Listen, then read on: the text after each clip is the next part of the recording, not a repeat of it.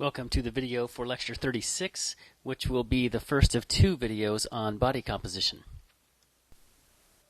Within this overall topic of body composition, we'll be looking at a couple of methods of assessing overweight and obesity, and then get into some more specific methods of measuring body composition, and finally end up with the two-component model of body composition. Some questions to think about as we go through this lecture. First off, what does BMI actually measure, and why is that problematic? Also, for each body composition assessment method, what is actually being measured? What is the Siri equation? What are its limitations? What are the two components in the two-component model? So let's start with methods of assessing overweight and obesity. And probably in the mid-1950s or 1960s, the standard way of assessing whether someone was overweight or obese was to look at the Metropolitan Life Insurance height-weight tables. And this is shown here in this figure. This was actually a way for life insurance companies to assess the health of their prospective clients, and so they would look at your height, weight, and then see if you were small frame, medium frame, large frame, and then try to figure out what your health risks might be based on this. You can see now it seems a bit outdated, especially the weights, because I think we are much larger than this now. So if we take, for example, someone who's 5'10" and weighed 160 pounds, that would be a large frame person. But that doesn't quite meet today's standards. The standard height-weight chart has sort of fallen out of use, but now we have the body mass index, which has pretty much universally been adopted. Body mass index is simply a ratio of the body mass measured in kilograms divided by the height squared, which is measured in meters. So as an example here, we'll take someone named Hercules who weighs 220 pounds and is 6 feet tall.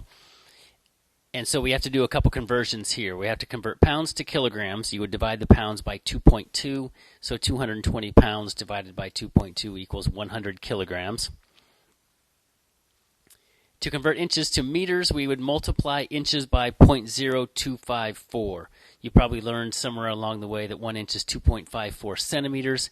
Well, there are 100 centimeters in a meter, so now we just move the decimal place 2 points over, and so it's 0.0254. So 72 inches would be 6 feet tall times 0.0254, and that's 1.83 meters. To get the BMI, you would take your 100 kilograms divided by 1.83 meters squared, which would be 100 divided by 3.35, and that's 29.85. So that's the BMI value. So what does that tell us? We can go to the current BMI standards chart, which tells us that a normal BMI would be 18.5 to 24.9. Anything less than 18.5 we would consider underweight. An overweight person would be anyone who's 25 up to 29.9. And then we have a couple classes of obesity. Class 1, 30 to 34.9. Class 2, 35 to 39.9. And then extreme obesity over 40. So for practice, I'll give you an assignment. Figure out your own BMI right now, and before you go on, you can figure out which classification you would be considered.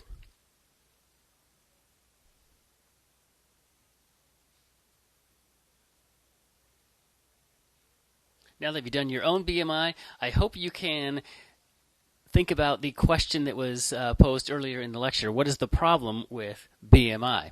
Well, obviously, if someone has a high BMI value of, say, 29 or 32 or 35, we don't know if that high value is because the person has lots of muscle or if they have lots of fat. So clearly, if they have a high value, they have a relatively high body weight compared to their height. But there could be several reasons for this. As I just mentioned, they could have lots of fat or they could have lots of muscle. A rather extreme and humorous example of this is if we look at running backs in the National Football League. We know these people have lots of muscle and also tend not to be very tall. And so, as you can see from this list, this is actually a list of some of the all-time leading rushers in NFL history. And so, a BMI of 35.1, that would be Jerome Bettis. He's one of the top 5 all-time leading rushers in NFL history, and his BMI would put him in the obese Class 2 category. Another example, if we look at Emmitt Smith, he is the all-time leading rusher in NFL history, and note that his BMI is 31.7. Well, that's because he is 5'10" and 221 pounds. And if we look at the next figure, this is Emmitt Smith. He is clearly not obese, which was the category he would be in, obesity class 1, if we looked at his BMI. Instead, you can see that he has lots of muscle. Look at the circumference of his thighs. It looks like about the same as his waist. So BMI doesn't really tell us anything about muscle versus fat. It simply is a ratio. Now, for your average person, maybe it's a fairly decent measurement and might put you in close to the right category. But again, there are big problems with this. So let's move now into the next topic, which is actually the assessment of body composition. And so before we get into the methods, let's talk about what body composition actually is. It is the chemical makeup of the body. And so this would be our components of water and minerals and protein and fat, all of the components that make up the tissues, the organ systems in the body. Of course, the only way we have to actually measure someone's body composition is if we were to do a whole body dissection. Of course, we can't do this on a living human, and so we have developed lots of different methodologies to measure different parts of our body composition. Currently, we don't have a single machine or method that can measure all of the components of our body composition. We have lots of different methods that can measure maybe 1 or 2 components at a time. So let's go over some of those. The first method is called isotope dilution, and this is used to measure total body water, so the total amount of water in the body.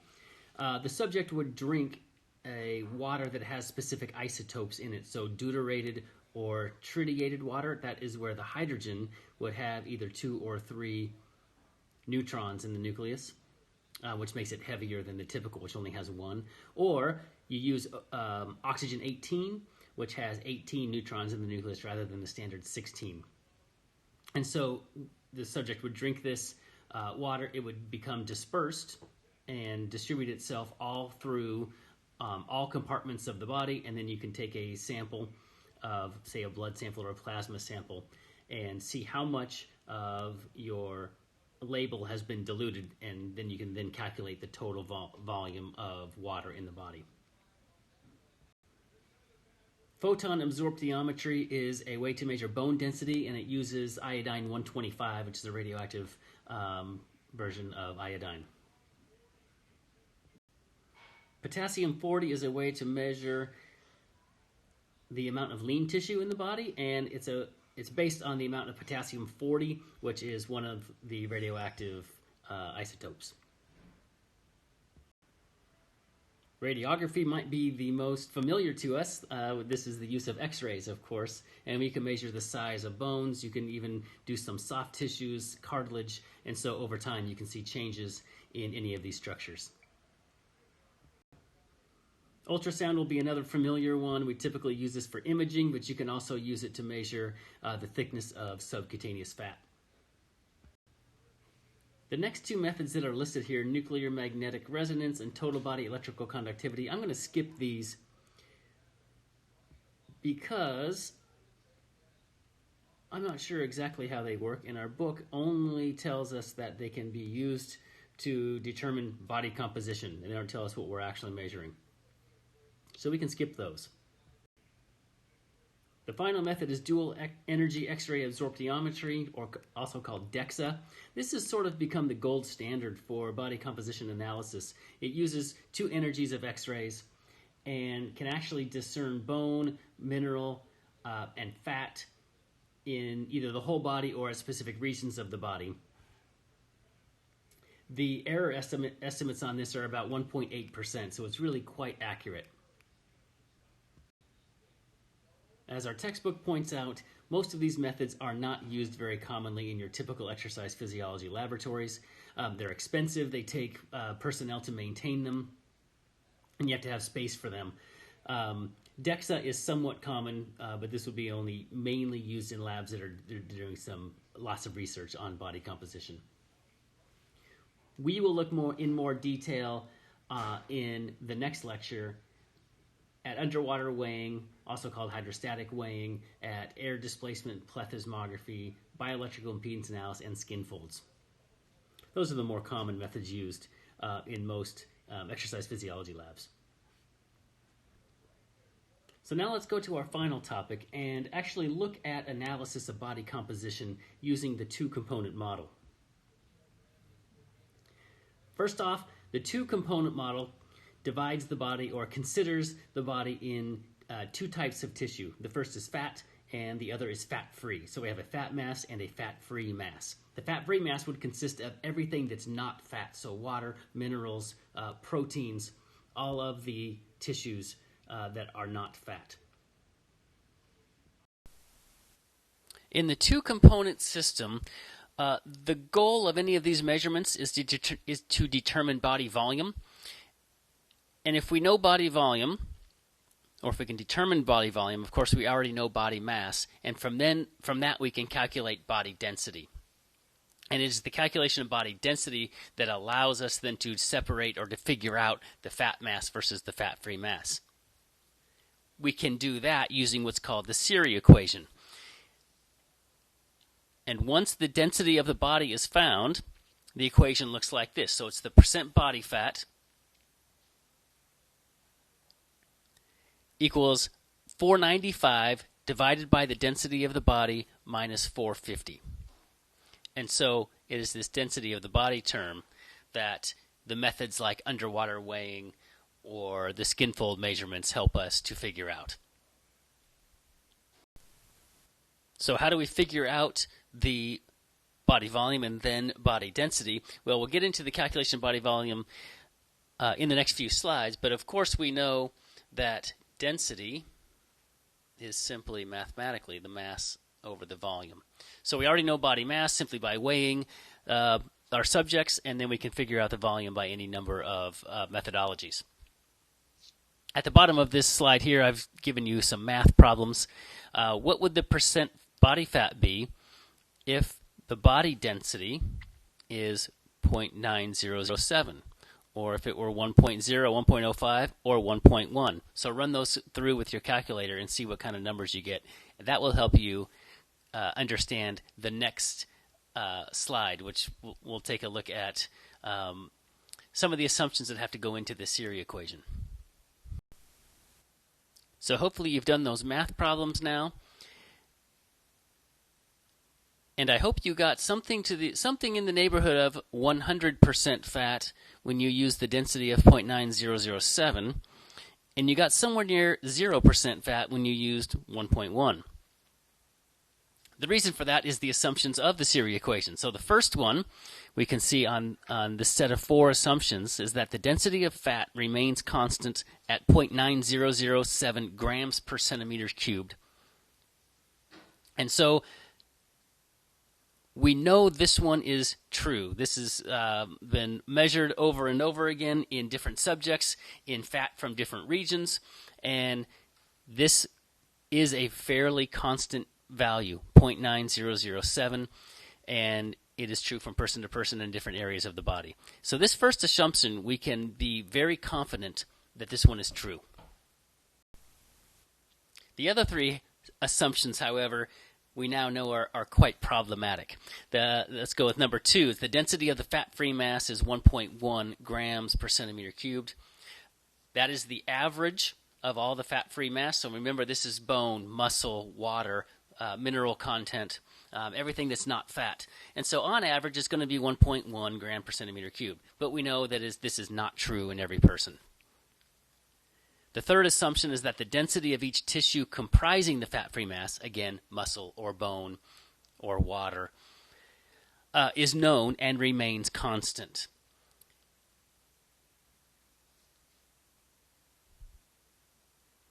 Again, this assumption is problematic because, of course, we have to make assumptions on what the values of the density of each of these fat-free mass components is. Is the density of everybody's muscle the same? And we know the density of everyone's bones isn't the same.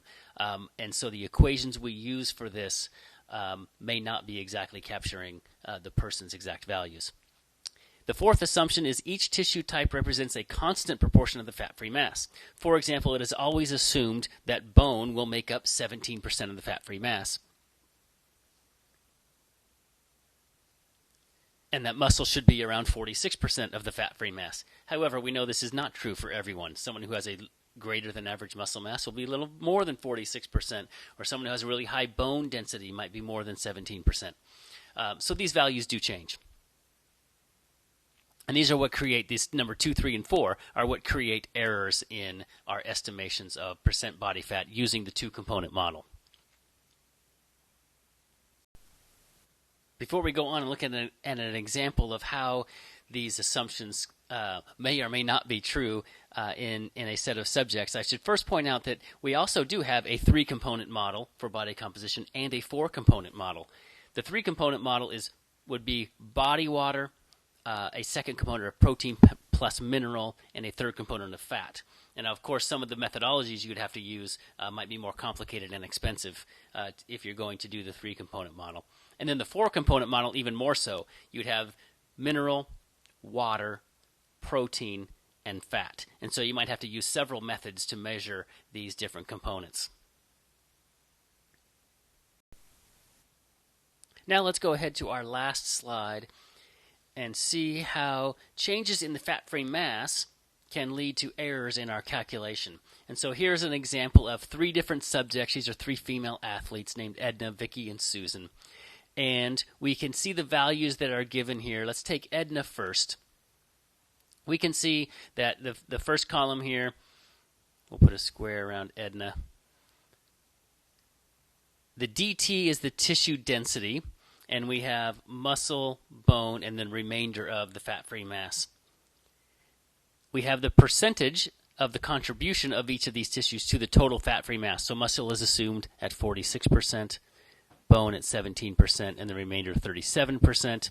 The DP is the proportional density of the tissue. So that's the tissue density times the percent contribution, and so you get the value. These are going to add up to 1.100. So Edna is sort of the classic case. Her numbers match the assumptions, and so this would be an accurate representation of her fat-free mass, and then presumably her percent fat and percent body fat and percent fat-free mass. Vicky, on the other hand, has the same or the assumed values for the tissue density in muscle and bone and the remainder of the tissues. This might be water, etc. But now notice that her percent contribution of muscle is only 41%, but her percent of bone is 22% rather than 17%. And so since bone is more dense than muscle, she has more bone as far as the total mass goes, she will then have, of course, a greater overall body density, 1.115 instead of 1.10, which means that if we assume she was only 1.10, we would be underestimating her fat-free mass. Susan, on the other hand, has the prescribed or assumed values for the percent of muscle that makes up the fat-free mass, and the percent of fat-free mass that's made of bone, which is 17, and then 37% for the remainder. But now look what Susan has is a lower bone density, and so that creates a lower overall fat-free mass, 1.085 instead of 1.10. So with Susan, if we assumed that she had her fat-free mass was a density of 1.1, we would be overestimating her fat-free mass. And so you can again see how the two-component model, by using these assumptions and the Siri equation, can create errors of at least several percentage points, 2, 3, 4, 5%. So to recap, using the two-component model, we are trying to get a fat mass and a fat-free mass, or percent fat-free for the body. And to do this, we will try to calculate body volume so that we can then determine body density. Once we know body density, we use the Curie equation and using the assumptions to figure out percent fat. And again, it's the calculations and assumptions related to the fat-free mass that are problematic. The assumption of the fat density being 0.9007 is probably a correct one, and it's the other ones that then give us some trouble. We'll take a look at these more in detail and actually do some calculations on how we figure out these two components using underwater weighing, and that will be done in the next lecture.